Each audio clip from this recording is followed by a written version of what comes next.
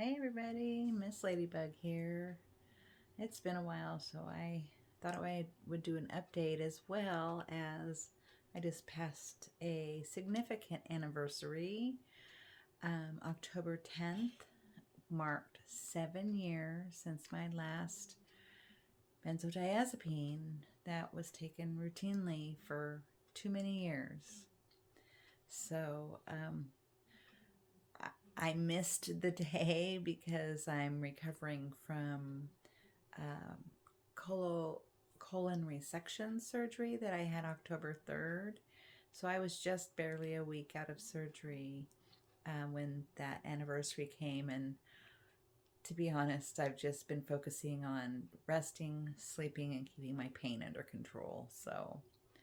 Um, but I did want to make a video because 7 years, a lot is different.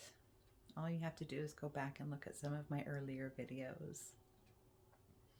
I am much calmer.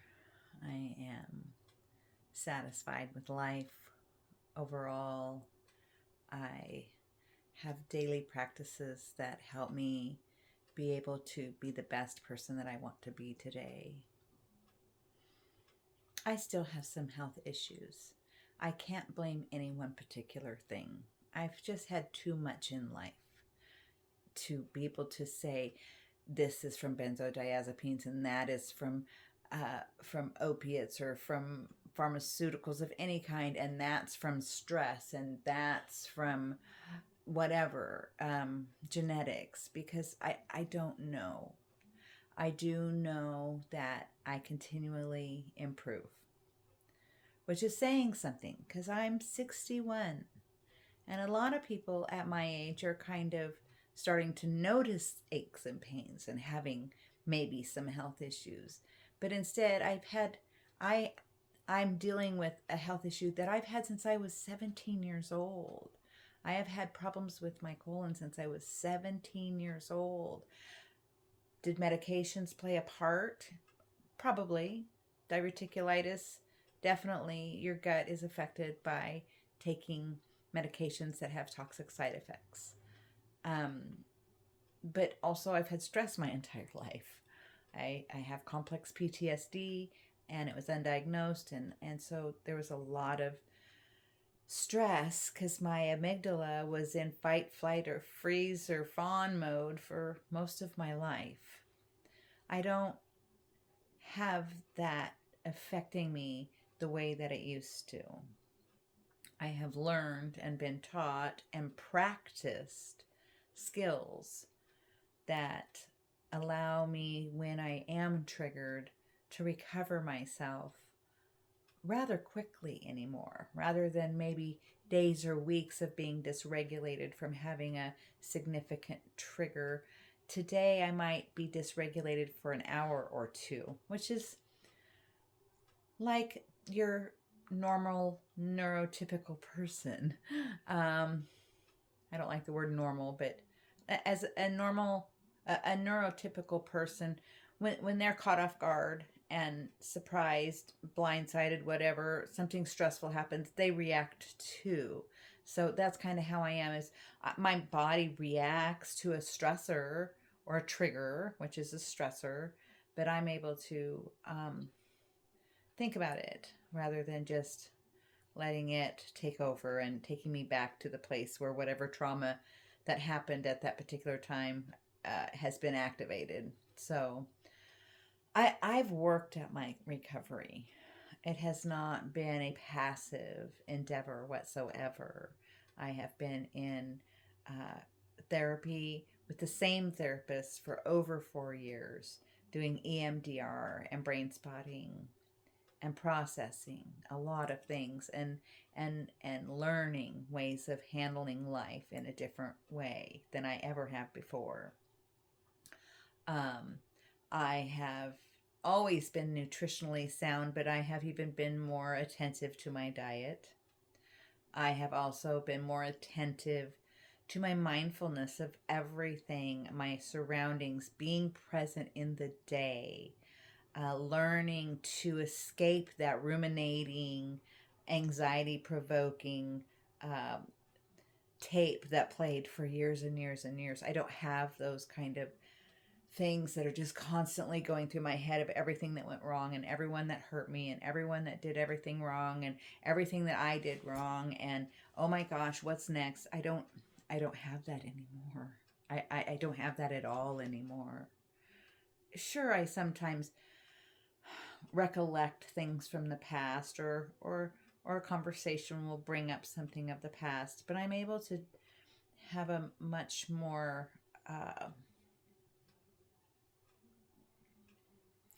I just view it of this is who I am today and that's who I was then. Very different people. I am not who I was, and I'm fine with that. Nothing stays the same. And nothing changes if you stay the same. If you keep trying to stay the same, you're going to keep getting the same things in your life. To get different things, you have to do different ways. And some of my ways have been radical to get a different result. Becoming a nomad. That's a little radical, but I sure am loving it. I have no regrets of that. Um, you know, uh, Jumping off meds, that was kind of radical, and it came with some consequences. I don't do things quite so rash anymore. I do think things through. But yeah, life's pretty good. Um, I am preparing to see a pain interventionist about some neuropathy that I have. For over 15 years, I was wrongly diagnosed again that I had had plantar fasciitis, and I have gone through multiple treatments for that, including physical therapy and different inserts and this and that. But I went to a podiatrist, and he said, "You don't have plantar fasciitis at all. You have nerve damage from your S1, L5 compression and bulging disc." And since I had already have tried medications and medications don't work for me, um, and I've done physical therapy, then it's time to see what else is out there. And I don't know whether it'll be, I don't know if it'll be something I'll actually do or not, but I am going to check on that. I've just been trying to get some health things taken care of because I was so afraid, like many of you, for years to go to doctors. I was terrified.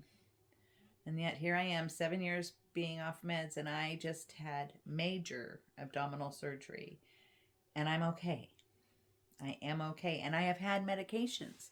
Now, I also was very specific about what I could and could not have. And I was specific telling them what the reactions were. I said, don't give me benzos. I have horrible psychiatric reactions. I get terrible akathusia. I get very, very depressed. I get suicidal. Don't give them to me. And it's in my chart. I refuse that class of medications, all of them. Um, and what's interesting is I have trialed a few things that I had troubles with before, like Vicodin. I used to take Vicodin; it would make me itch and so hyper. Well, I haven't had Vicodin for over 7 years, also, and it didn't react that way at all. I started with a half a one, and it was when my diverticulitis before my surgery, the pain was needing management, and I couldn't cover it enough with the cannabis. And I have been using cannabis throughout all of this, throughout all my recovery. Cannabis has been my friend and has been a great assistance in getting me back to homeostasis, to get my system to homeostasis. It has helped tremendously. Um, so yeah,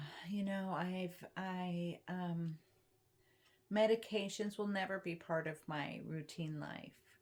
Do I see allopathic medicine doctors? Yes, and I also see them knowing medications is what they're going to offer. That's what they're taught. If I wanted to learn about diet, I'm not going to go to an allopathic doctor or a Western medicine dietitian for that matter. I probably would go to someone in Chinese medicine or someone in some other realm someone, a naturopath. I would see someone besides, because I don't think that that's Western medicine is really great for surgery. They're really great for that. They're really great if you have a heart attack. They're really or a stroke. They're really beneficial. But the things to prevent the heart attack, the things to prevent the stroke, even the stuff to prevent the diverticulitis, they're not so great at. They just aren't. And it's not their responsibility either. It's our responsibility. We go to them and they give us the information they know. That's what they give us. It's what they know, what they've been taught. And you have to recognize, when you go to allopathic Western medicine, they all pretty much come from the same schools with the same education and the same philosophies, and it is pushed by big pharma and by the insurance companies, and that's what it is. And so I don't go to them with obscure weird things and go, please fix this, because I know they're going to give me medication for it. I just know that's how it's going to be. So I've looked at other avenues for getting answers, and trying different diets, trying different sleeping patterns, trying different exercises, trying different stretching, talking to someone in Chinese medicine, talking to a freaking shaman. There's a lot of other places to get good information of how to prevent illness and to keep yourself healthy. And that is our personal responsibility. It's nobody else's. And so I take that pretty seriously, and I own my health. I do own my health today. And I was in charge. They were serving me. And there's some things I had great care overall. The actual hands-on, person-to-person, face-to-face care was great. Phone triage and follow-up on phone, not so great. There was a couple glitches when it came to discharge and medications. And boy, they just don't like it at all when you question their authority and say, no, that's not working for me, and you need to attend to this. But overall, I was treated with respect. I was acknowledged that I was advocating for my own health, and that I had I have a very specific diet, and some of the stuff they said that I should eat, I said, I can't eat those things. So we'll have to figure something else out. And I didn't leave it up to them to figure it out. I figured it out. And then I asked if they could help me with it. And while I was in the hospital, they did help me with it. Now, did I have the same opportunity that everyone else had with the same amount of choices? No, I didn't. And I'm not going to fuss about that, because I know the world can't adapt to every single one of my little things that make my life comfortable. That's up to me to do. Yes, if it was a major thing that there was no other avenue and I was going to be dealing with it daily, it'd be a different situation. But a few days in the hospital of having a limited diet because of my food allergies, I'm not going to make a big fuss about that. So yeah, I go about life a lot different today. I have a lot of different philosophies than I had 7 years ago. I have a lot of different perceptions and understandings, and I see through things from the past and things currently from a much different ground that I stand on. I no longer am standing in fear. I no longer stand feeling less than. I no longer stand feeling unworthy. I no longer own any of the gaslighting or the scapegoating or anything that was tossed my way through all the things that I went through for years and years, both with medication and with mental health issues. I have let go of so much stuff. I forgive people. Are there people I don't want in my life because I know that they just are unhealthy and they aren't doing anything to do anything different, and they only point fingers and never look in the mirror? Those aren't my people anymore. I have a good tribe, and I've nurtured it. And there are people that have been in my past that sadly they can't be in my life anymore because they just don't fit, and they're not fitting would be one thing, but their way of operating in life would be hurtful to me, and I don't allow that in my life anymore. I just don't. I don't have time or energy for added stress. I don't have time or energy for any drama. I don't. So anyway, I just thought I'd do an update of where I am 7 years after abruptly stopping benzodiazepines, as well as many other. Coming January 1st, it'll be 7 years off. No, 7 years? No. Will that be 7? No, it'll be 6 years off everything on January 1st. 6 years, it'll be, everything's been gone out of my life for regular. I mean, the only times I've had medicine have been like when I've had to go to the emergency room, or when I had COVID and I took a steroid for a few days. That's the only medications other than an occasional Tylenol I've had. So I think that I'm a good example of our bodies do heal. Things that bothered us 7 and 10 years ago don't necessarily bother us as we heal and change and morph. Everything changes, and our bodies do change, and even like with allergies, they change. You know, things change. So don't think anything is permanent and that you're stuck and that it's never going to change. It's always going to change, especially if you allow the changes that need to happen, and it can get a lot better. But you got to put effort into it. You got to make choices. And when something isn't working, do something different, even if it's uncomfortable. I've sat in a lot of uncomfortability over the last 7 years. I've been really uncomfortable and very scared at times, but I have boldly tried new things to find a new way of living with what I was dealt with for all those years. So that's it. Thanks for listening. Thanks for checking in.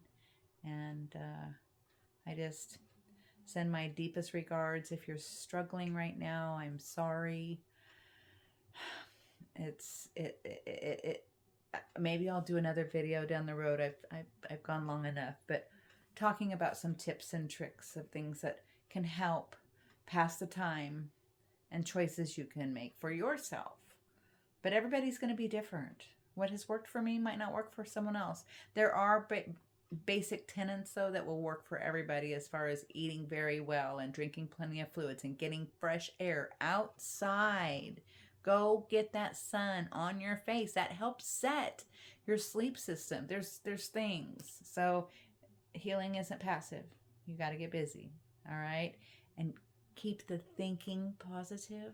Keep it thinking about love and kindness and peace and getting along and working through it and forgiving, because if you stay angry, it makes the symptoms worse. I have learned that for sure. Anyway, love y'all. Peace.